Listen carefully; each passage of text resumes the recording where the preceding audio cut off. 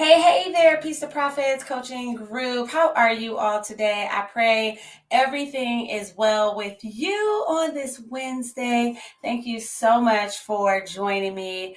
For those of you that are joining live, hello. For those of you that are catching this replay, hello to you. So excited to be with you today as we embark on part 2 of building better boundaries. And so initially, I wanted to focus on how we build these boundaries in our business, but I'm a lifestyle management coach. And so I like to talk about the boundaries that we are building, not just in our business, but also in our lives. So again, for those of you who do not, my name is Williams, lifestyle management coach, and I coach coaches. And just so excited to be able to share a little bit about what I do and who I am and how I serve the community at large. So let me give you a quick review of what we did last week. Last week, again, I greeted you because it was the first one of the year. But we talked about identifying and establishing your boundaries. I mentioned some things that you are going to want to do in your business, but I specifically had 4 ways to do it. All right. So, ways to identify and establish these boundaries. Number 1, I talked about determining what your priorities are. I also talked about the energy management. Do you remember where I spoke about your spiritual, physical, emotional, mental, financial? I talked about all those different elements in the way we convey our energy. Then the third step I talked about was deciding that you want to make it work. Like you have to conscientiously make that decision that this is going to work or this is going to work. And then the fourth thing was to be flexible with your results and then, of course, make the adjustments as necessary. And I want to say hello to those of you that are joining. I see Coach T is on, and so is Coach Lynn. So it's so good to see you guys today. You all so much for hopping in here. All right, so let's dig on in. Part 2. All right, part 2. We are talking about communicating these boundaries. All right, and there's going to be 3 people that we need to communicate them to. Well, you know what? Y'all get to see me process stuff in real time. So honestly, there's actually 4, okay? But I'm going to be speaking to 3, but I probably will overlap into this fourth category as well. But number 1, if you are married, you should be talking to your spouse. Okay, you should be talking to your spouse. I'm a big believer in family unit. I'm a big believer that husbands and wives do not conduct business separately, but they conduct business together because God created them to be one. They created them to be one. So my husband knows everything that's happening in my businesses, and I know everything that's happening in his, even though our businesses. And so all decisions regarding the business, we talk about with each other. And I would strongly suggest you do it. This is the Peace and Profits Coaching Group, and I'm telling you from experience, over and over, you are not going to have that successful business unless you have peace in your home. And if you're married, that means including your spouse. Now, there's ways that you can do it because you might be saying, well, he doesn't know how I run things, and he doesn't know, like he doesn't care, or this and that and the other. First of all, I promise that he cares. Anytime that you are either bringing in money or not bringing in money, I'm telling you, he cares about that. And secondly, men like to feel needed, okay? Even if they don't know what you're going through, they still like to feel like you need them for something. So I'm not saying fabricate a need, but just keep them in the loop so that they feel like they're part of what it is that you're doing. If you're building your life with your husband, yes, you might be building your business separately, but let him see what the building looks like. Maybe he's not directly involved, but indirectly, he can help you build your business. So I don't know what y'all think about that. That's my personal opinion, but I'm also speaking from experience. All right. Okay. So spouse is the first person. And I'm going to talk a little bit more about that. And then family, all right, your children, your extended family, even your clients, and then this fourth category that I said um, I'm going to talk about a little bit. I haven't planned on it, but are like your colleagues, okay, and your coaching partners and things like that. You may not have a partner in your business per se, but people that you regard in your business. All right. Okay. So I started talking about spouse and I found myself going there. So I was like, oh girl, rein it in because you're not there yet. But I started talking about spouse. But let me tell you some other things. Um, when it comes to these boundaries, I also feel that it's important that you let your spouse know what your needs are in your business, not so that they can help in that way, but help you understand what the boundary lines are and help them to understand what the boundary lines are for your business. Now I'm going to share with you telling some of my own marriage business. Okay, so me and my husband had miscommunication, misunderstanding about me coming in my office first thing in the morning and him bothering me. So I had to let him know that I need alone time in the morning. First of all, I'm spending time with God. And then immediately after I spend time with God, God begins to download things to me that are important for my business. So I want to be able to capture those things and I want to be able to begin working on those things uninterrupted. Okay. So there's a little bit of confusion with my husband and I, but we cleared it up. I had to let him know what the boundaries are. So now, if I get up at 2:30 in the morning and I hear him getting up at 2:45, because I promise you, if I get up at 2:30, he gonna get up at 2:45. If I shut, as long as I'm in my office with the door shut, he does not bother me, and I appreciate that because I need that for my business. The other thing is maybe there is something in your business that your spouse can help you with. For instance, if you are trying to honor business hours and you were told your spouse, look, I'm shutting it down at 5 p.m. 5 p.m. I'm not answering any business calls. 5 p.m. I'm not, well, and I'm a full-time coach, so I work during the day. But say there's a specific time and you say you are not giving any of that to your coaching space, then your spouse can absolutely serve as your accountability partner for that. Right now, of course, I would imagine that it's because you want to spend time with your spouse or your family, but let your spouse know what your needs are so that you guys can be on the same page communication wise. Okay. All right. Second thing is family. Let's see. Oh, you know what? Before we move over to family, I do want to address something that I see in the comments here. So let me see here. I'm gonna put this here. So Angela, I'm gonna put this on the screen.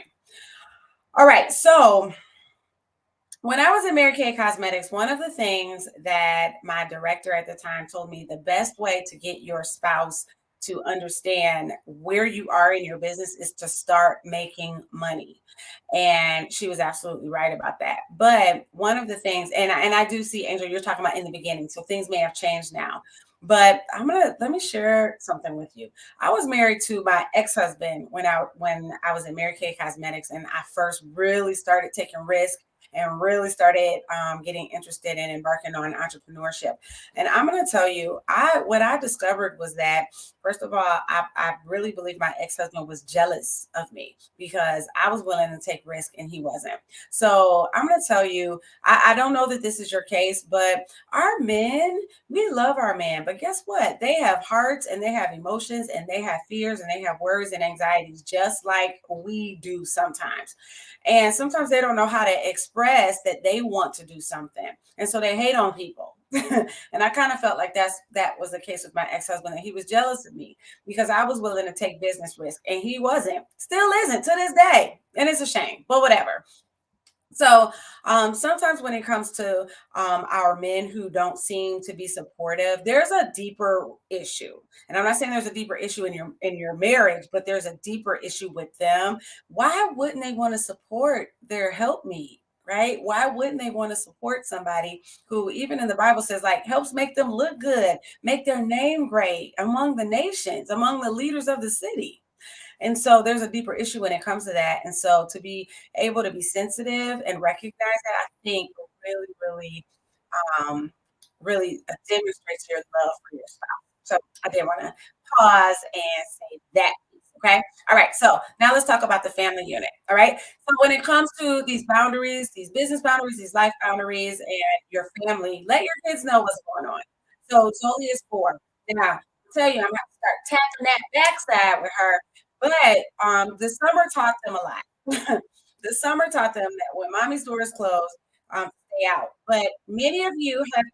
are bearing witness, not today specifically, but as recently as Monday, some of you that are in my impeccable impact mentorship community, that Zoli does not respect my boundaries. So, and we're going to be talking about this a little bit later. So, there are consequences for not respecting the boundaries. But as far as the kids go, let them know what the boundaries are. Let them know what's acceptable, what's not acceptable. Let them have cues to where the boundary line is being drawn. Now, for me, it's supposed to be my office door. Zion gets it. Zoli doesn't. Prioritize engaging with your little ones so that you can model boundary behavior and model what that looks like. So, for instance, I'll use the example of my closed office door. Whenever any doors in the house are closed, like they have to knock. And if they do not hear an answer, that is not an invitation for them to go in. Nope, it's not. And so that's something that has to be taught. And I know that seems so basic, but sometimes we have to teach our family members, and I'm using children as an example, but even extended family members, like my dad, for instance. Now, I'm putting my dad out there. He's probably watching this right now, looking over my bonus mom shoulder. Every day at 9 a.m., I am in the Good Morning Kingdom Coaches show every day. Every day. So that's when he chooses to text me. That's when he chooses to ask me why am I not calling him. Daddy, I'm working. I'm working. So even with our family members, we have to honor the boundaries, set boundaries, and honor those. But we also need to prioritize engaging with them. So that means I need to respond to my dad's text or call him at some other time. Okay. All right. So I did just put my dad under the bus like that. All right, number three, our clients. Now, I mentioned this just a little bit earlier, but with your clients, are what? So first of all, everybody should have some type of onboarding process. Now, this can be some documents, preferably it should be some documents, or it should be some outline that you give them as a part of the terms and conditions for them working with you. But let them know what your hours are.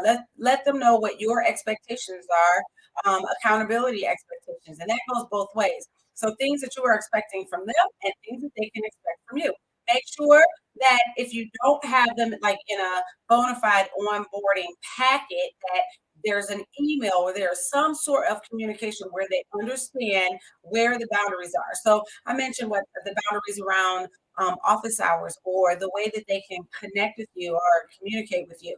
Now, I happen to be an accessible coach, but there are some people that have been a part of coaching communities where the head coach they don't ever talk to. I don't, for the life of me, I'm really relationship driven. And I know people have done like people do this. Like there's even people in this community I know that have been in other coaching communities where they don't even get to meet with the main coach. Like, yeah. I'm just so relationship driven. But whatever the case, however you're running your coaching business, make sure you identify what that looks like for your clients. Okay. Now, when it comes to and I don't have any notes, so just going off the top of my head. I mentioned spouse, I mentioned family, clients, and coaching colleagues. But what are the boundaries around the people that you are friends with in the coaching space? What are the boundaries around it? I joke, but I'm serious. I'm gonna share with you guys story. So, in the GMKC community, there's lots and lots of coaches in that community. Most of them, I have all of their real phone numbers, and to my knowledge. And I'll never forget there was one. So I have an iPhone, and when you text somebody that does not have an iPhone, it comes up green. If you don't know, if you have an iPhone, it comes up blue. And so there was this, and I just unplugged my phone and pulled this up to demonstrate. So there's a particular coach that we talked back and forth extensively, and in my head, I used to get so irritated, like, oh, why don't they just have an iPhone? Like, this would make life so much easier. We could do voice messages, and there's a lot of things that you're able to do with the iPhone.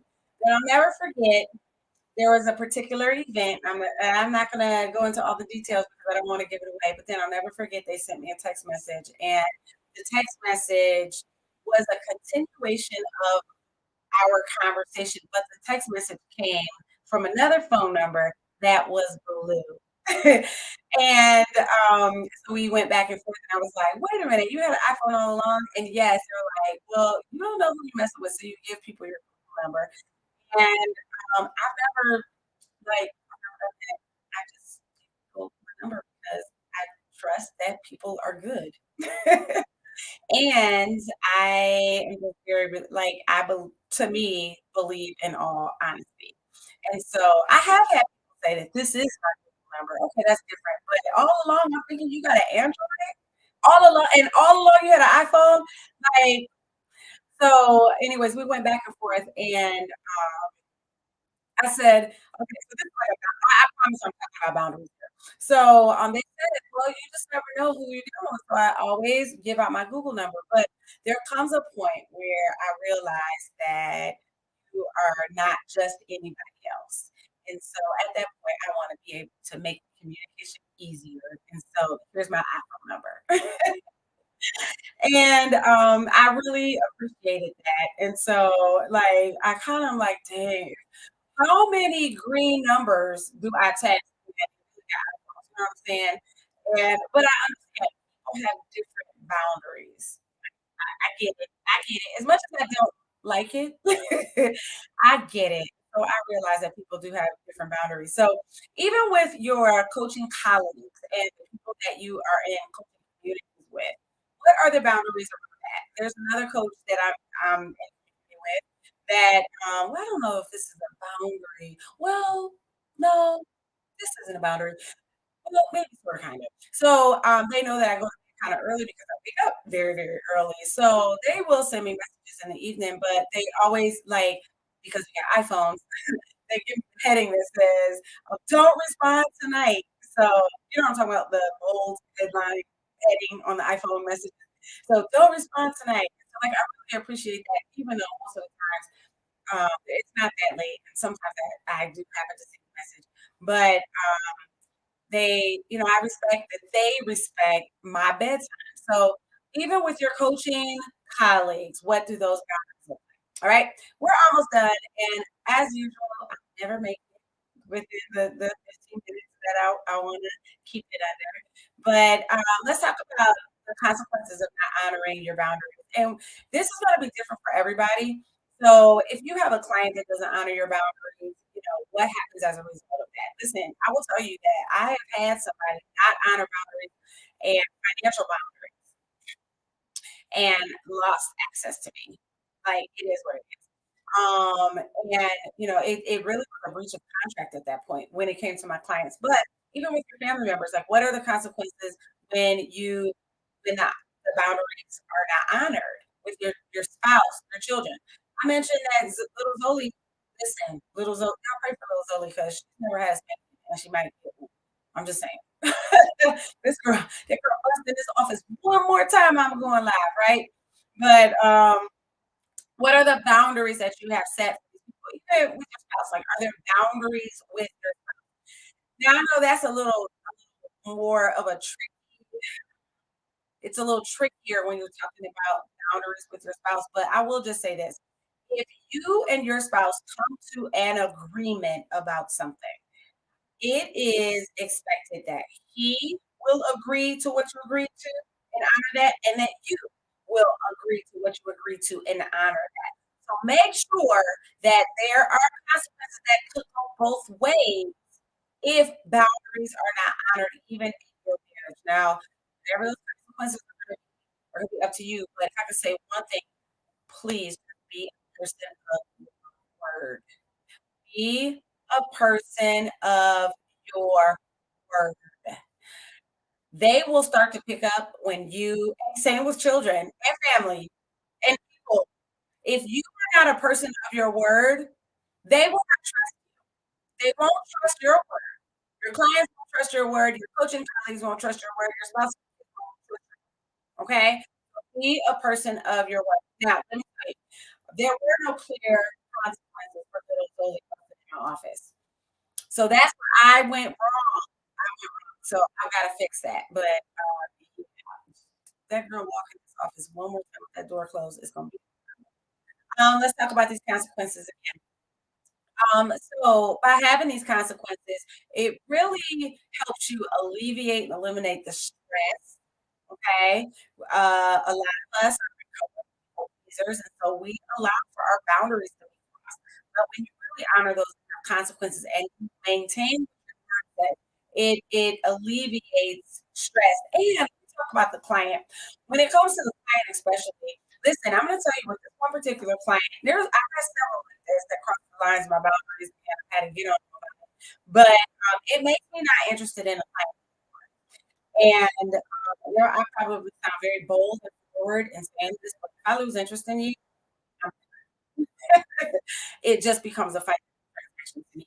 That's not ever a place I want to be in with anybody. It just becomes business to me. And I really take an interest in all of my clients' businesses. So at the point where I begin to lose interest because I've lost respect, or you're not honoring my boundaries, that's a problem. It comes with that one resentment. I had to go to God and like pray, Lord, help me not be bitter towards this woman. Yeah, for real, for real. So make sure you have consequences for your so now today we talked about communicate these boundaries with your spouse, family, your clients, and your coaching colleagues. And because I'm feeling good, let me go check out the chat here and see what you guys have been saying. Okay, I'm so late in the chat because I've just been talking, talking, talking. Let me look at the long one. Angel says that her two eldest are doing better with respect to boundaries with the 4-year-old. See, that's Zoe. She's 4. No chill. No chill. Oh, and Coach T says that she's had a coach before with no access to them. So, okay, if you guys don't have any questions or anything else regarding boundaries, next week we'll be back with E. Alrighty. And let me see if I can get you guys a sneak peek. Let me see here. Let me see here. Why am I frozen? Because I got wait. Listen, behind on uploading the GMKC videos, so my poor computer is like we got breath. We can't do this. My poor computer is like Kelly, you are doing the most right now. All right. So again, next week we're going to talk more about honoring boundaries and holding them, and what that looks like and what that entails. All right. Okay, guys. I don't see anything. Alrighty. Well, you guys have an amazing rest of your day. And I will be talking to you guys later. Okay. So if I don't see you before next Wednesday, I will definitely see you next Wednesday for part 3. Alrighty. Okay, y'all. Take it easy. Adios.